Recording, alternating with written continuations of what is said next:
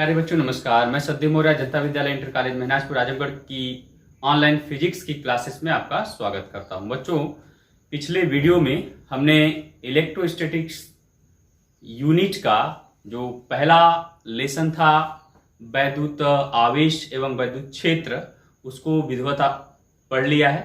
अब हम अगला अध्याय जो इलेक्ट्रोस्टैटिक्स का अगला अध्याय है वह है गॉस की प्रमेय।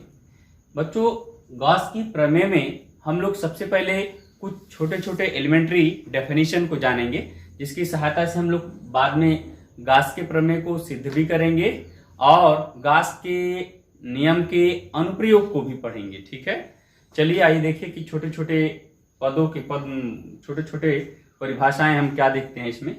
जैसे सबसे पहला होगा टर्म्स क्षेत्रफल सदिश। क्षेत्रफल सदिश को जानेंगे, फिर उसके बाद समतल कोण को जानेंगे, फिर घन कोण को जानेंगे, तत्पश्चात वैद्युत फ्लक्स के बारे में जानेंगे। तो सबसे पहले हेडिंग बच्चों बनी हुई है क्षेत्रफल सदिश। अभी आपने अब तक पिछली कक्षाओं में ये जाना होगा कि क्षेत्रफल एक अदिश राशि होती है, परंतु कभी कभी क्षेत्रफल को हम लोग सदिश भी मानते हैं। कहने का यह अर्थ हुआ कि कुछ जगहों पर हमें क्षेत्रफल को सदिश राशि जैसा मानना पड़ता है और वहां आपको क्षेत्रफल को सदिश राशि मानना पड़ेगा। जैसे एग्जाम्पल के तौर पर आप ले सकते हैं कि मान लीजिए कि किसी कमरे में एक समान वैद्युत क्षेत्र है और उस वैद्युत क्षेत्र के अभिलंबवत हमने एक कोई पृष्ठ रख दिया, अभिलंबवत पृष्ठ रख दिया। तो उस अभिलंबवत पृष्ठ में से अधिकतम वैद्युत बल रेखाएं निकलेंगी, जबकि बच्चों यदि हम उसी पृष्ठ को थोड़ा सा टेढ़ा कर दे तो निश्चित रूप से वैद्युत बल रेखाओं की संख्या घट जाएगी। तो इस प्रकार आपने देखा कि क्षेत्रफल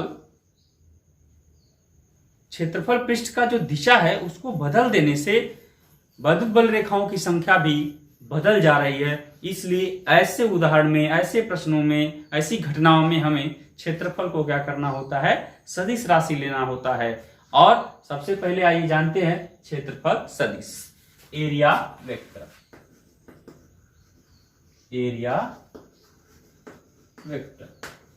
आइए जानते हैं एरिया वेक्टर क्या होता है। देखिए, मैं थोड़ा इसको यहां से इरेज कर देता हूं।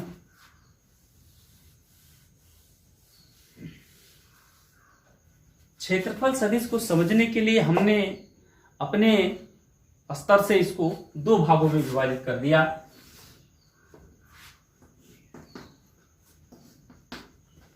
एक बच्चों पृष्ठ जो है वह दो प्रकार से मैंने यहां पर बांट लिया। एक होता है खुला पृष्ठ और दूसरा है आपका बंद पृष्ठ। ठीक है, तो सबसे पहले जानते हैं खुला पृष्ठ क्या होता है और बंद पृष्ठ क्या होता है। तो खुला पृष्ठ का एग्जाम्पल यदि आपको चाहिए तो उसके लिए मान लीजिए कि ये आपका जो ग्रीन बोर्ड है, ये खुला पृष्ठ है। क्यों? क्योंकि अगर मान लीजिए यही ग्रीन बोर्ड यहां रहता तो एक सामने से भी दिख रहा है खुला, और उधर से अगर इस साइड से भी कोई व्यक्ति देखता तो उसको भी पीछे वाला बैक वाला साइड भी क्या दिखता, ओपन दिखता, खुला दिखता। इसलिए ऐसे पृष्ठों को, समतल पृष्ठों को हम लोग क्या बोलेंगे, खुला पृष्ठ। और बंद पृष्ठ क्या होता है? बंद पृष्ठ बच्चों जैसे फुटबॉल हुआ, वाटरमेलन हुआ, ये सब चीज क्या है, गोला हुआ, ये सब क्या है, बंद पृष्ठ में आएगा। तो दोनों में दिशाओं को जानना, थोड़ा बस दिशा ही मैटर करता है, परिमाण में तो कुछ नहीं है। तो जो खुला पृष्ठ है उसको मैंने बताया कि समतल जो पृष्ठ है वो खुला रहेंगे, और जो त्रिविमी डायमेंशनल फिगर्स जैसे गोला हुआ, ये सब ये बंद पृष्ठ में आ जाएगा। और ये जो 2D है, खुला पृष्ठ 2D होता है, 2 डायमेंशनल, द्विविमी वाला, तो ये ओपन सरफेस रहेगा और ये क्लोज सरफेस रहेगा। ठीक है, तो खुला पृष्ठ में दो डायरेक्शन होता है। मान लीजिए मेरा हाथ है, जो ये एक फ्रंट दिख रहा है इधर और एक इधर इसका बैक साइड है, तो ये खुला पृष्ठ है। अगर आपको पता लगाना है कि इस खुले पृष्ठ चूंकि ये क्षेत्रफल है, इतना स्थान घेरा हुआ तो ये क्षेत्रफल है। मान लीजिए कि अगर मेरा हाथ आयताकार तो नहीं है, मैं बोल सकता इसको, बट मान लिया कुछ देर के लिए आयताकार है, तो अगर ये आयताकार है तो इसके क्षेत्रफल की दो दिशाएं संभव है। ध्यान रखिएगा, इसके क्षेत्रफल की दो दिशाएं संभव है। कैसे संभव है? एक ऐसे, इस तल से लंबवत इधर बाहर की साइड, हथेली के तल के लंबवत बाहर की तरफ, और एक हथेली के तल के लंबवत इधर भीतर की साइड। आप देख सकते हैं मैंने इसको ऐसे लगाया है, ये ऐसे, ठीक है। ये खुले पृष्ठ का डायरेक्शन हो सकता है, ठीक। खुले पृष्ठ की दिशाएं पृष्ठ के तल के अभिलंबवत बाहर की ओर और पृष्ठ के तल के अभिलंबवत ही भीतर की ओर होती, दो दिशाएं होती। इसका मतलब आपने क्या जाना कि खुले पृष्ठ के पास कितनी दिशाएं? दो दिशाएं। अब जानते हैं बंद पृष्ठ के पास, तो बच्चों बंद पृष्ठ के पास तो बस एक ही दिशा होती है। जैसे मान लिया ये वाटरमेलन है, अब वाटरमेलन तो नहीं है मेरे पास दिखाने के लिए यहाँ पर, या कोई फुटबॉल वगैरह रहता तो दिखा देता। तो ये जो वाटरमेलन समझिए 3D है, पूरा वाटरमेलन है। तो समझ लीजिए कि इस गोले के केंद्र से त्रिज्या के अनुदिश बाहर की ओर जो रेखा निकलेगी, वह रेखा इस गोले के क्षेत्रफल सदिश की दिशा होगी। फिर से बात को दोहरा दे रहा हूं, किसी गोले के केंद्र से त्रिज्या के अनुदिश निकलने वाली रेखा गोले के क्षेत्रफल का सदिश रूप होता है, ठीक है। आपने देखा कि बंद पृष्ठ में एक दिशा त्रिज्यतः बाहर की ओर और खुले पृष्ठ में दो दिशा, अभिलंबवत बाहर, अभिलंबवत भीतर की ओर। इस तरह से ये मैंने थोड़ा सा आपको कंसेप्ट बताया। अब चलिए आइए देखते हैं कि एक समतल पृष्ठ हम ले लेते हैं यहां पर।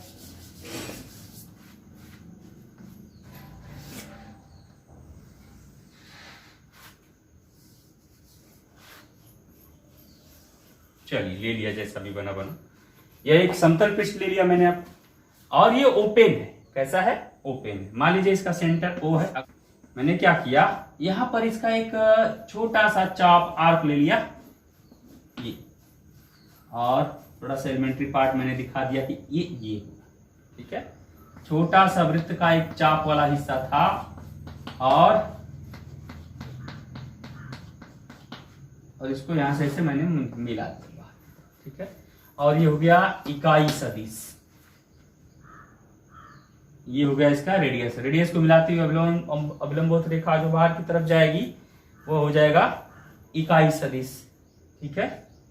और मान लिया कि जिस क्षेत्रफल से यह पार कर रहा है, इस क्षेत्रफल का परिमाण है dA। ये जो सूक्ष्म अवयव है इसका परिमाण क्या है? dA। तो जो क्षेत्रफल सदिश बनेगा वो कैसे निकलेगा, ध्यान रखिएगा, इस क्षेत्रफल का परिमाण इनटू इकाई सदिश। तो ये हो जाएगा आपका क्षेत्रफल सदिश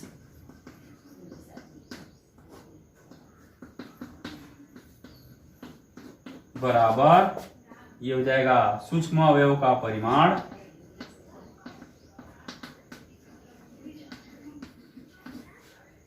का परिमाण इंटू केंद्र से अवयव को मिलाती हुई रेखा के अनुदिश इकाई सदिश। ध्यान रखिएगा, इकाई सदिश। कैसा इकाई सदिश मैंने बताया अभी, ठीक है।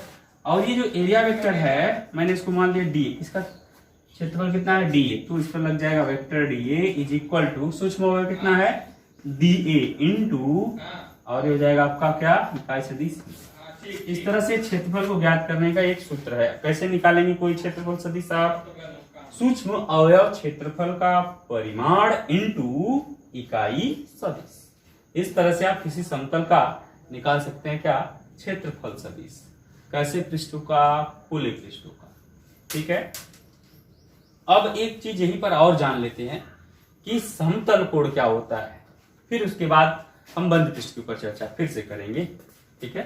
तो देख लीजिए, मान लीजिए कि यह एक सर्किल है, यह एक सर्किल है, और इस सर्किल का एक छोटा सा यह आर्क है, चाप ए बी। मान लीजिए सेंटर क्या है, O है, रेडियस R है। तो यह छोटा सा चाप, ये चापे भी अपने वृत्त के केंद्र पर जितना कोण बनाता है वह कोण समतल कोण कहलाता है। क्यों? क्योंकि वृत्त समतल आकृति होती है, इसलिए इसके चाप द्वारा केंद्र पर जो कोण बनेगा वह समतल कोण कहलाएगा। और कोण का सूत्र तो आप जानते ही हैं, कोण बराबर होता है कि वृत्त का चाप बटे त्रिज्या, इसकी त्रिज्या। और समतल कोण का जो मात्रक होता है वह होता है बच्चों रेडियन। क्या होता है? रेडियन। इसको हम लोग शॉर्ट में RS लिखते हैं, रेडियन। ठीक है, बात समझ में आई? समतल कोण क्या है? कोई वृत्त का चाप अपने केंद्र पर जितना कोण बनाता है उस कोण को हम लोग क्या कहेंगे? समतल कोण। ठीक है ना? मतलब वृत्त का चाप जो है केंद्र पर जैसा भी कोण बनाएगा, ये कोण थीटा, ये थीटा कैसा होगा? समतल कोण होगा। क्यों? क्योंकि वृत्त समतल आकृति है और इसका सूत्र होता है कोण बराबर चाप बटे त्रिज्या, और इसका मात्रक क्या होता है? रेडियन। ठीक है, चलिए अब हम जानेंगे घन कोण के बारे में। मान लिया कि यह एक जो है गोली पृष्ठ है, इसका सेंटर O है और इसका एक एलिमेंट्री पार्ट ये है DA। ये इसका परिमाण है, इस सूक्ष्म अवयव का ये जो परिमाण है वो कितना है? DA। ठीक है, और इस सूक्ष्म परिमाण को केंद्र से अवयव को मिलाने वाली रेखा के अनुदिश इकाई सदिश क्या है? n कैप वेक्टर है। ठीक है, क्योंकि यह पृष्ठ बंद है इसलिए इसमें जो क्षेत्रफल सदिश की जो दिशा होगी वो अभिलंब और बाहर की ओर होगी, इसलिए ये जो क्षेत्रफल अवयव आपका आया है इस सूक्ष्म अवयव को मिलाती हुई अभिलंबवत एक रेखा बाहर जा रही है, जिसको हमने क्या कह दिया? n कैप का नाम दे दिया। ठीक है, तो जो घन कोण होता है उसकी परिभाषा क्या होती है कि किसी गोली पृष्ठ का जो सूक्ष्म अवयव होता है वह सूक्ष्म अवयव जो इसके केंद्र पर जो कोण बनाता है, ये कोण, इस कोण को हम लोग क्या बोलेंगे? घन कोण बोलेंगे। हम लोग इसको ओमेगा से रिप्रेजेंट करेंगे, ओमेगा से। फिर से बात बता दे रहा हूं कि किसी भी गोली पृष्ठ का सूक्ष्म क्षेत्रफल गोले के केंद्र पर जो कोण अंतरित करता है, जो कोण बनाता है, उसे हम लोग क्या कहेंगे? घन कोण कहेंगे। ठीक है, मैं चाहूं तो इसको यही लिख दे रहा हूं कि किसी गोले का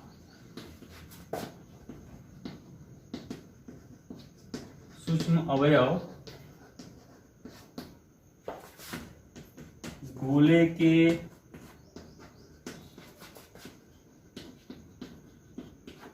केंद्र पर जो कोण बनाता है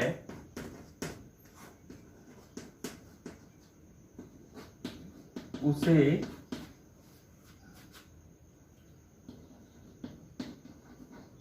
घन कोण, ओमेगा, ये ग्रीक लेटर ओमेगा है, ओमेगा कहते हैं। इसका मात्रक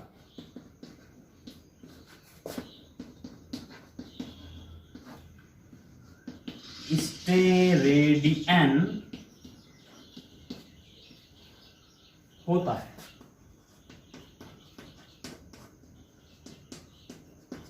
ठीक है, अगर हमने चूंकि माना है कि इस सूक्ष्म अवयव का क्षेत्रफल कितना है? DA, और इस सूक्ष्म अवयव से या फिर गोले की त्रिज्या कितनी है? R। गोले की त्रिज्या कितनी है? R है। ये R आप मत समझिएगा कि यहीं तक है, पूरे गोले के सरफेस तक है। ये गोले के सरफेस तक है, रेडियस R है, ये भी R है, ये भी R है। क्योंकि ये ब्लैक बोर्ड है तो 2D है, तो 2D पे 3D फिगर कैसे बन सकता है? बट आप ये समझिएगा ये डिस्टेंस पूरा यहाँ से यहाँ के बराबर है। ठीक है, ये R है, गोले की त्रिज्या है, समझ लीजिए। ठीक है, तो अगर आपको घन कोण को गणितीय रूप में लिखना हुआ तो अगर इस सूक्ष्म क्षेत्रफल का जो परिमाण है डीए है और इसके अभिलंबवत इकाई सदिश का मान एन कैप है और गोले की त्रिज्या स्मॉल आर है, तो हम लिखेंगे ये जो एंगल होगा, क्योंकि ये सब अवयव छोटा है, बहुत सारा सूक्ष्म है, बहुत सूक्ष्म अवयव है, इसलिए जो हम लोग यहाँ घन कोण लिखेंगे वो भी बहुत सूक्ष्म कर देंगे, डी ओमेगा कर देते हैं। डी ओमेगा माने छोटा कोण, D omega is equal to ये हो जाएगा डी बाई आर का स्क्वायर। ये इसका फार्मूला है mathematical, D omega is equal to D upon R का स्क्वायर, जहां डी क्या है, ये एलिमेंट्री पार्ट का एरिया है। ठीक है, इस तरह से आपने देखा कि घन कोण क्या होता है। अच्छा, अगर मान लीजिए कि हम ये सूक्ष्म अवयव न लेकर के पूरे गोले का संपूर्ण पृष्ठ ले लें, तब घन कोण का क्या मान हो जाएगा, उसको भी जरा देख लेंगे। संपूर्ण गोलीय पृष्ठ द्वारा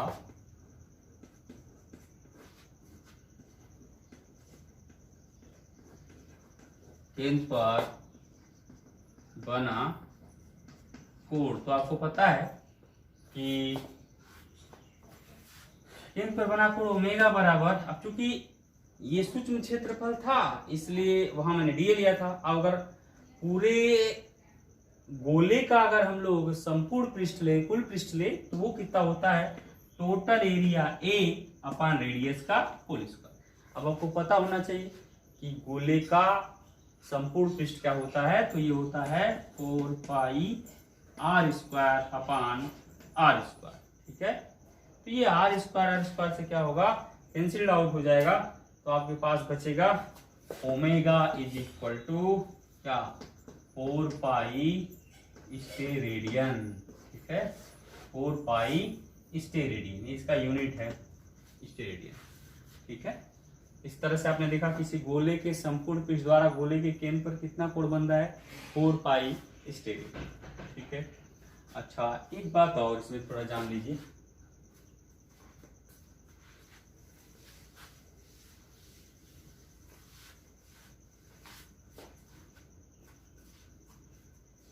मान लीजिए पॉइंट वो है, यहां से आर दूरी पर एक पृष्ठ है डी ए। ठीक है, एक पृष्ठ कितना है डी ए, और इस पृष्ठ के एलाम यूनिट वेक्टर हमारा है एन कैप, और यहाँ इस पृष्ठ की जो दूरी है वो कितना है, आर हम मान लेते हैं। ठीक है, तो अब जरा ये ध्यान दीजिएगा कि अगर इस पृष्ठ से और इस एरिया वेक्टर डी ए, माने इसका भी तो क्षेत्रफल होगा, इस पे अभिलंब एक वेक्टर खींच देते हैं, ये हो गया डी ए वेक्टर। यदि हमें किसी पृष्ठ समतल पृष्ठ की दिशा को पता करना है तो उस पृष्ठ पे डायरेक्ट अभिलंब और बाहर की ओर या भीतर की ओर अभिलंब खींच देंगे, उसका डायरेक्शन पता चल जाएगा। तो हमने इसको दिखा दिया क्या, बाहर की तरफ। ठीक है, मान लिया कि क्षेत्रफल सदिश डी ए और एन कैप के बीच का जो एंगल है वो क्या है, थीटा। ठीक है, तो अगर मुझे ये पता करना हो कि इस बिंदु O पर इस DA द्वारा, सूक्ष्म अवयव DA द्वारा कितना कोण अंतरित होगा, तो उसके लिए थोड़ा सा आपको एक और काम करना पड़ेगा, वियोजन करना पड़ेगा। क्या करना पड़ेगा, बिंदु O से P की दूरी R है, तो O से P को त्रिज्या मान के और O को केंद्र मानकर एक हम ऐसे सर्किल कीजिए, मतलब ऐसे एक चाप लगाते हैं और इसी चाप पर एक सूक्ष्म अवयव ऐसे घेर देते हैं।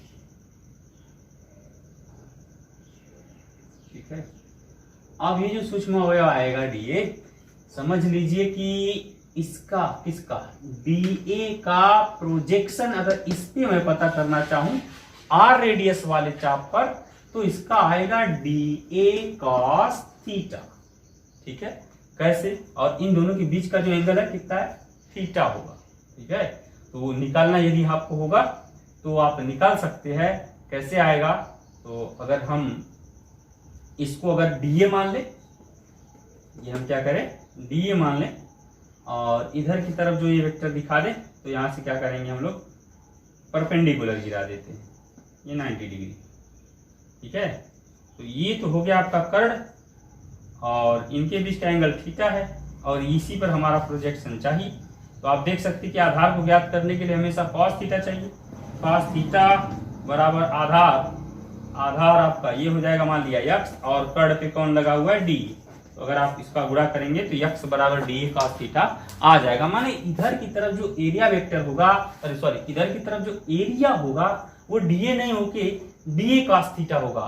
अब ये डी ए cos थीटा जो गोले के पृष्ठ पर स्थित होगा और यही जो केंद्र पर कोण बनाएगा वही कहलाएगा घन कोण। थोड़ा देख लीजिए वो कैसे होगा।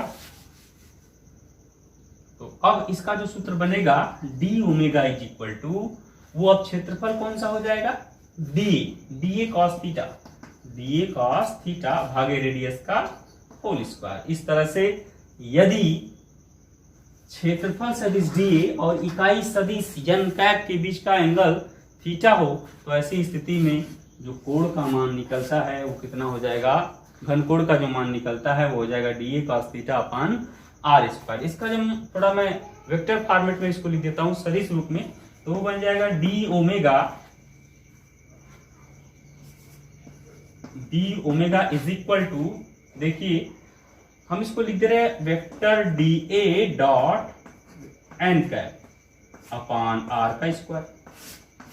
कैसे, आप प्रोडक्ट वाले नियम से अगर आप इसको तोड़ेंगे तो क्या आ जाएगा, D A dot N cap, यह आ जाएगा डी ए का वेक्टर का परिमाण इंटू एन कैप का परिमाण इंटू इसके बीच का थीटा एंगल cos थीटा।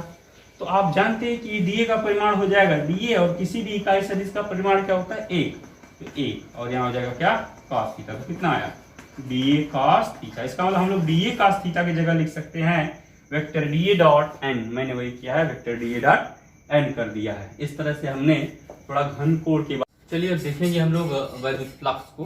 तो वैद्युत फ्लक्स को समझने के लिए हमने एक छोटा सा प्रयोग आपके सामने लिया है। हम पहले मान लेते हैं कि जैसे इधर मेरा ये राइट हैंड है, ये लेफ्ट हैंड है, तो राइट हैंड से लेकर लेफ्ट हैंड की तरफ कोई वैद्युत क्षेत्र कमरे में है, ठीक है। तो अगर मान लीजिए इस वैद्युत क्षेत्र में ये हमारा ये एक समतल पृष्ठ आप देख रहे हैं, समतल पृष्ठ ऐसे स्थित है, किसी भी तरह से स्थित हो, तो इसमें से जो वैद्युत बल रेखाएं आर पार घुस के जाएंगी, उन वैद्युत बल रेखाओं की जो संख्या होगी वही क्या होती है, वैद्युत फ्लक्स होती है। आप बात समझ रहे हैं कि जैसे मान लीजिए कि अब निश्चित रूप से अगर वैद्युत क्षेत्र है तो वैद्युत बल रेखा बनेगी, तो इस क्षेत्र काल्पनिक पृष्ठ से कितनी बल रेखाएं निकल के आर पार चली गई वह इस पृष्ठ से बद्ध वैद्युत फ्लक्स कहलाएंगे, ठीक है। अब थोड़ा इसके बारे में और पढ़ेंगे हम लोग। पहले मैं इसको थोड़ा सा डिफाइन कर दे रहा हूं कि वैद्युत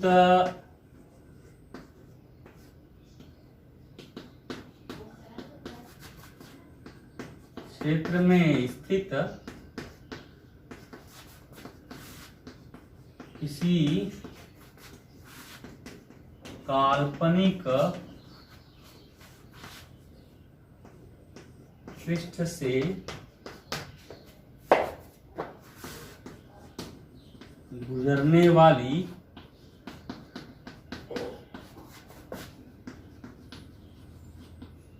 वैद्युत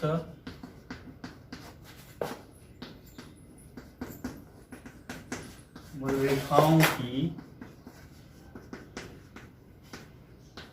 संख्या को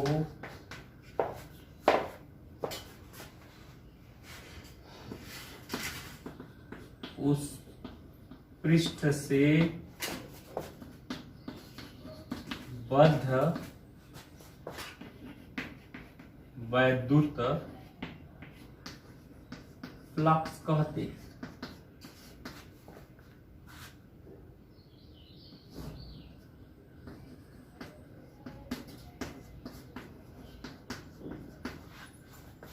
इसे phi E electric flux, phi E electric flux से प्रदर्शित करते हैं।